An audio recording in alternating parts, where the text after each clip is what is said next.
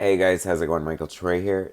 Today we're looking at my new favorite comic book that is shockingly 60 plus years old. We are looking at Avengers Facsimile Edition number 1 from Marvel Comics.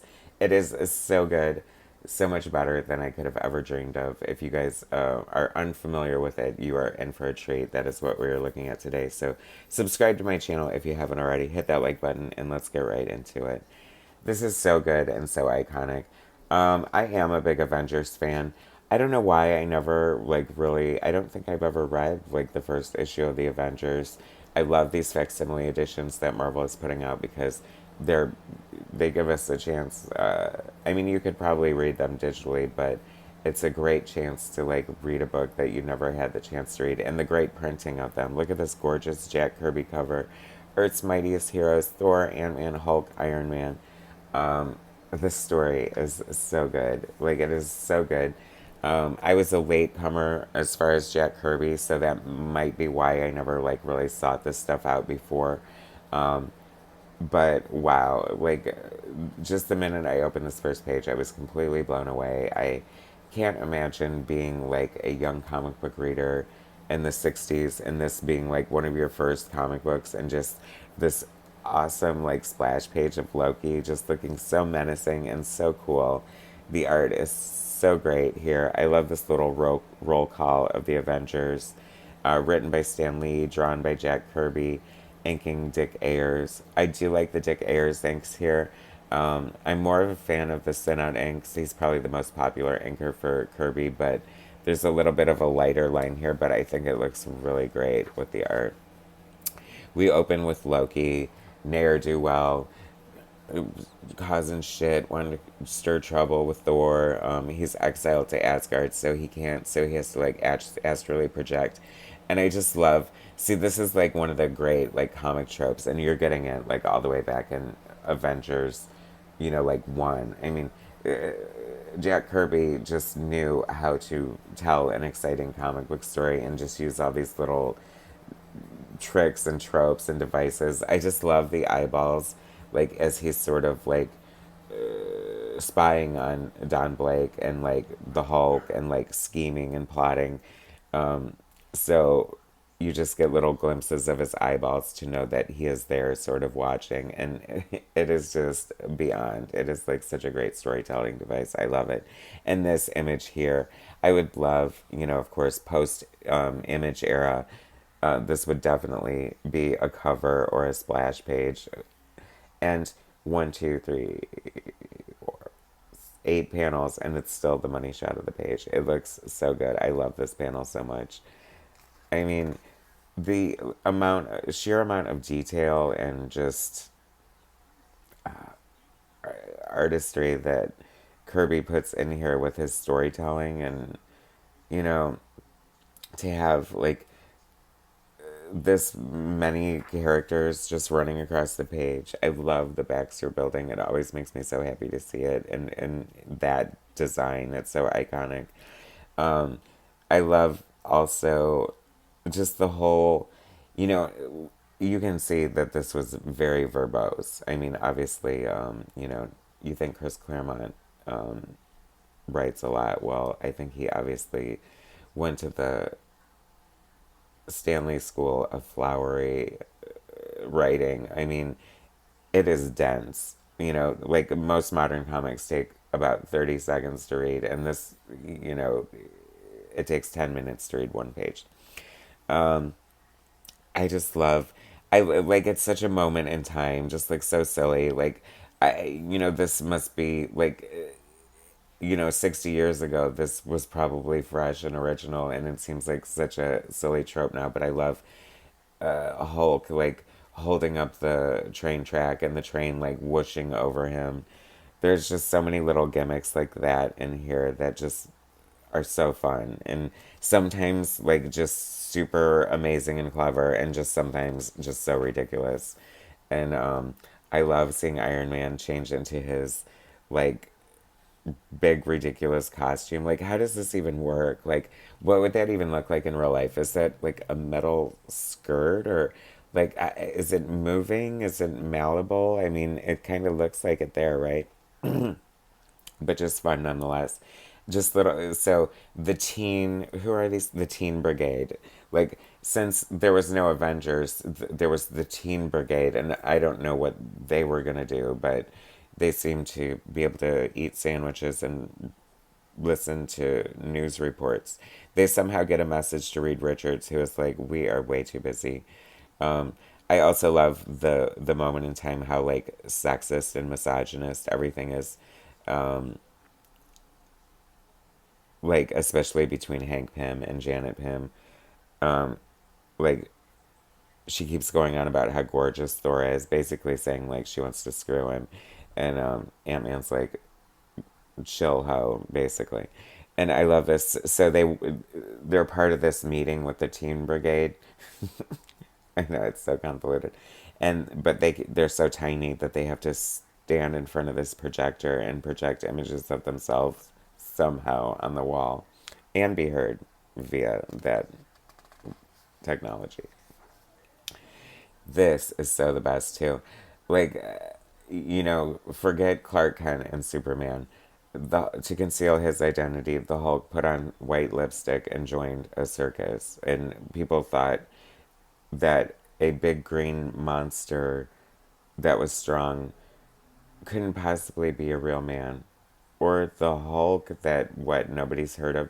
The Teen Brigade can get this like radio wire to gather the Avengers within like a half hour, but everyone at the circus, including the owners, like have never heard of the Hulk.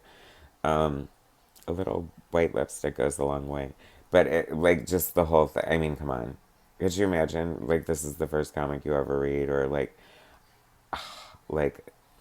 it's no wonder this must have been a smash hit the minute straight out the gate. This is so good too. Like just the convolution, I just love it. Like your suspension of disbelief has to be like almost non-existent, um, or I mean, it has to be like super existent. But Hank commands an army of ants to eat the ground away under the Hulk, who's juggling this thing, and it like the ground collapses. It is so good. I love it. It is like I don't understand. Like you would expect like maybe one, two gimmicks like that in any given good comic book, and they're like rapid fire machine gun. It's like the gift that keeps giving, and it's so funny. The chicken or the egg, the Kirby or the Lee. It's like I wonder how much at this point, like in Avengers #1, like how involved Stan is, or if this is another situation of him saying like, "Oh, Jack, the Hulk is, joining the Avengers, and people think he's a menace, and Loki's causing trouble." And then Jack just like 30 pages later turned in this masterpiece. And then Stan, I mean, nobody wants to give Stan credit, but it must have taken years to write all this dialogue. Years. And this, I don't often talk about the ads, but I do love these facsimile editions for keeping the original ads in place. And this king size latex toys for kids, you know, I don't know. Anyway, another genius thing. So, and it's funny because, I'm always looking to catch them or something, but so Iron Man has had the forethought to put a net over the top of the tent in case the Hulk would try to leap out, which he does, and then he rips through it. But of course, he knows that the tent isn't going to hold the Hulk, so he does it anyway. But then the Hulk like winds up taking the entire tent with him, and I am living for that. I just would love, like, in the day of TikTok or whatever, like the natural disaster videos of like Hulk sightings would be the best thing ever. Um, I don't know, it's so good. And basically, it's so weird too because, this is like Marvel's answer to the Justice League, but they feel like such anti heroes in a way. Like, they get together barely because they want to. They're such a ragtag. Like, the Hulk is such an anti hero. I love the artistry on these panels here. I love just the way the fur looks. And I also love the coloring. I like how bizarre the coloring is and how random it seems that sometimes, like, why is his cape orange, you know? And these steps are like bright yellow. They had such limited colors. And in a way, it like informed genius retroactively. This is such a great panel here. Another, see, like, of all these panels, and then he ends on this, like, super dope panel of Thor, like, you know, on the river. And what a journey, by the way. Oh my gosh, like, this is, like, so epic. Like, I can't believe everything that transpires in this issue. Like, comics were, what, 10 cents when this came out? Talk about getting bang for your buck. And just when, like, you think things can't get better or more exciting, then Loki six these sickening trolls on Thor, and they look so freaking cool. I mean, this page is so beyond. I love everything about it. Like, that troll is terrifying. Like, look at that face. Oh my gosh, the expression on his face is so the best. Um, Kirby just knew how to capture that sort of, I don't even know, expression. Love that. Love that cover so much. It's just so much fun. Like like it's just rapid fire machine gun. And then I'm gonna create multiple images of myself because yeah, I don't know. You know, he didn't feel like drawing a background. So he just drew 10 images of Loki instead. Um, and then he lures them. Then Hulk goes to, like, this is so funny too. Iron Man is like, attention, flight 738. Like, how could he possibly know that that was flight 738? Did you see the Hulk whipping by? Perhaps did you know which way he went? Yeah, I think he's headed to Detroit. Now that I'm in Detroit, I'm gonna be at the car factory, and uh, Iron Man's gonna throw a bunch of tires at me. I love it. Like, just full on. Like, there are people around, and like I could care less about the safety and well being of any of these factory workers. So good. Um, oh my gosh, yes. This is this is the panel that I could almost make the whole video about. So it wasn't bad enough that he beat the trolls. He says, now, note how I rub my enchanted hammer along the ground, soaking up the strong full of magnetic currents, which give life to the trolls below. So basically, he is murdering them. Did anyone else never notice that? That is pretty savage, if you ask me. I mean, he is a Norse god. I would like to think that Thor. They should make it like a real brutal, like grim and gritty kind of like less glamorous kind of Thor movie. I mean, Thor is public domain. It's not like nobody could do it. No, this panel stood out to me as an out of context worthy panel. Come closer, Iron Man, closer. Ah, no. And then, I don't know, that big phallus. And then, I mean, what's going on here? You know, you're at the drawing table, it's late, you've had a couple of scotches and a cigar, and it seems like a good idea. Love this here. Like, it's so funny how some things seem so, like I said, seem so figured out and so perfect, and then other things are just like, what the hell is going on? So Loki's like, unhand me, fools. Oh no, he's made himself radioactive. So, I mean, is there nothing he can't do? I don't think I'm completely. I feel like Loki has, like, what, transmutation powers or something like that. Loving the art on these panels, and the coloring is sublime. So then, once again, the Deus Ex Machina. Oh, luckily the ants lured Loki over to the trapdoor, and he fell through the trapdoor, but somehow, I don't know where it's going, but now he's flying into this vault. I don't know how we just won, but we totally did at the very last minute.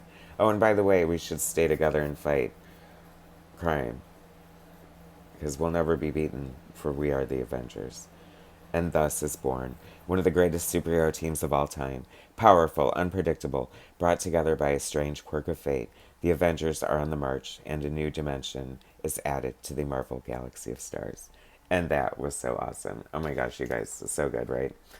These facsimiles are the gift that keep giving. love them. Thanks for watching, guys. Subscribe to my channel if you haven't already. Bitchin' logo. Hit like, and I'll bring you more later.